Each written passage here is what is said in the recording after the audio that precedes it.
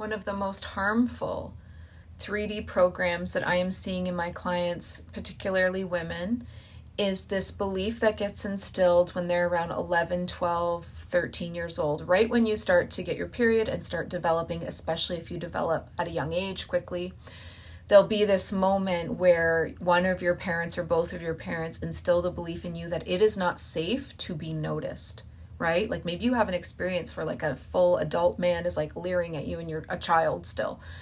And you know, it's terrifying and it's confusing, and if your parents notice, it becomes an even bigger scary deal, and they start to let you know how it's not safe for you to be noticed. So you start to cover up, right? You start to cover up your body, you start to cover up your emotions, you start to cover up your light, you start to cover up your intelligence, how smart you are, how gifted you are, how funny you are. You start to dim yourself already at that point.